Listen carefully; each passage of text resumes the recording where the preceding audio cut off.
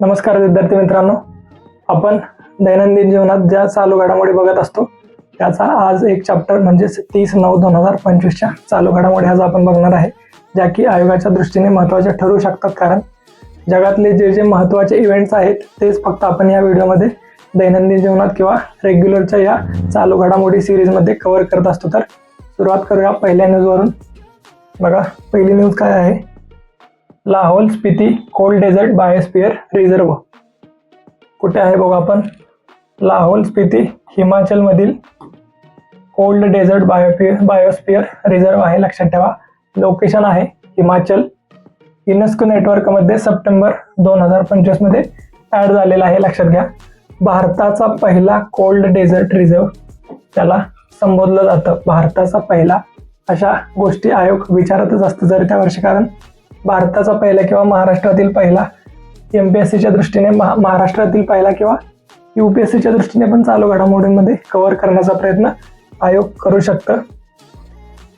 बघा, आता भारतातील एकूण 13 रिझर्व्सला मान्यता मिळालेली आहे. कशामध्ये? युनेस्कोच्या नेटवर्कमध्ये 13 एकूण रिझर्व झालेले आहेत.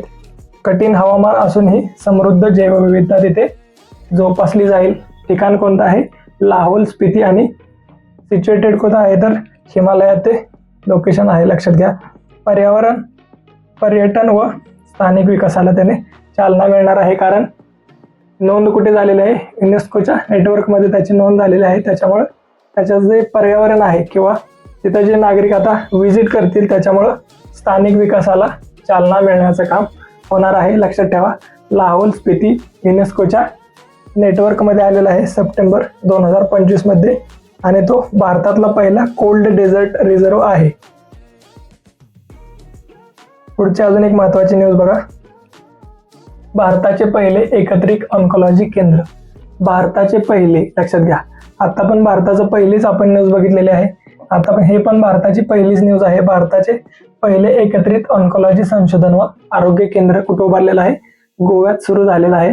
ऑन्कोलॉजी रिसर्च म्हणजे, लक्षात ठेवा, ऑन्कोलॉजी म्हणजे ज्या कॅन्सर रिलेटेड ट्रीटमेंट असतात किंवा त्याच्यामध्ये ज्या पण गोष्टी आपण ॲड ऑन करू शकतो, म्हणजे नवीन अँटीजन्स तयार करणे.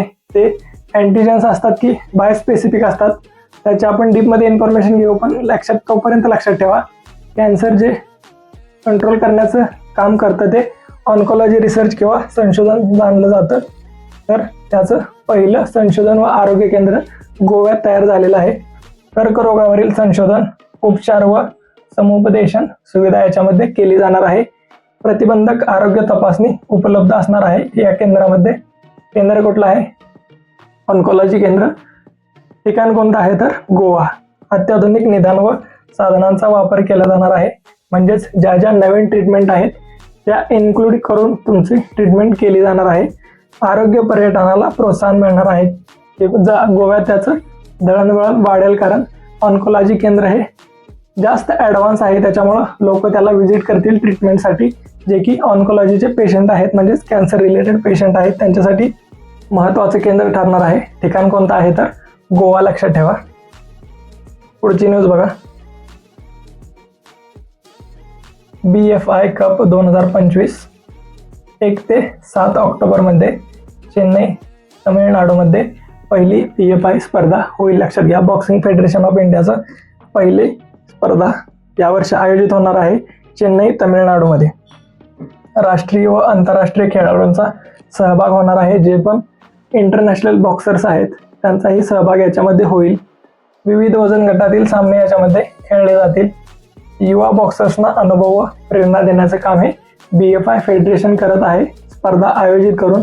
त्याच्यामुळे युवा जे स्पर्धक आहेत त्यांना प्रोत्साहन मिळेल तयारी करायसाठी, आणि ते परत इंटरनॅशनल लेवलला किंवा ऑलिम्पिक्समध्ये खेळताना त्यांना ते प्रोत्साहन कामाला येईल, कारण त्यांची तोपर्यंत तयारी होईल अशा प्लॅटफॉर्म्समुळे.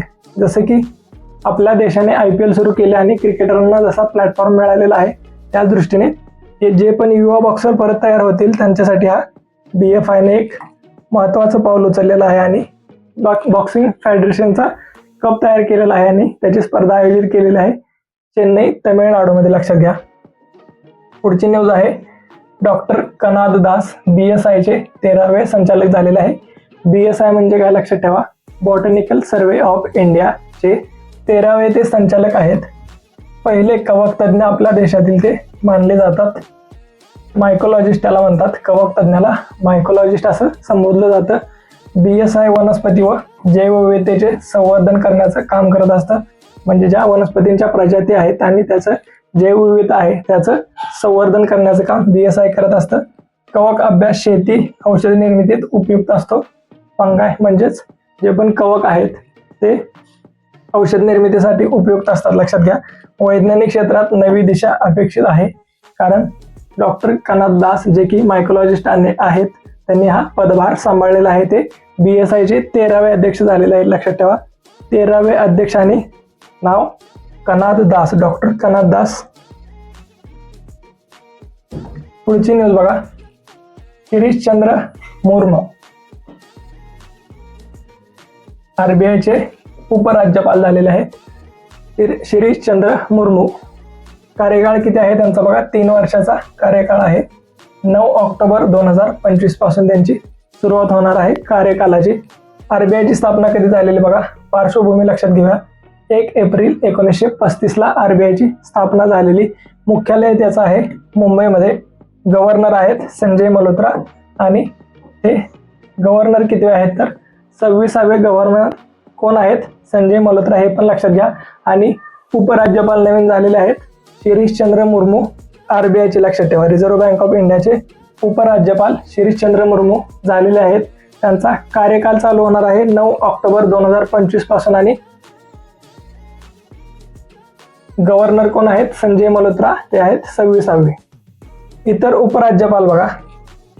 पूनम गुप्ता, S जानकीरमण आणि T रविशंकर हे इतर उपराज्यपाल म्हणून कार्यभार सांभाळत ऑलरेडी आहेत आणि हे नवीन आहेत शिरीषचंद्र मुर्मू होणार आहे. महत्त्वाच्या काही अशा न्यूज आपण आज बघितलेल्या आहेत ज्या की देशातील पहिल्या आहेत आणि त्याचं विश्लेषणही आपण पूर्णपणे बघितलेलं आहे. अशाच एका पुढच्या व्हिडिओमध्ये आपण उद्या भेटूया 1 तारखेला. तोपर्यंत धन्यवाद.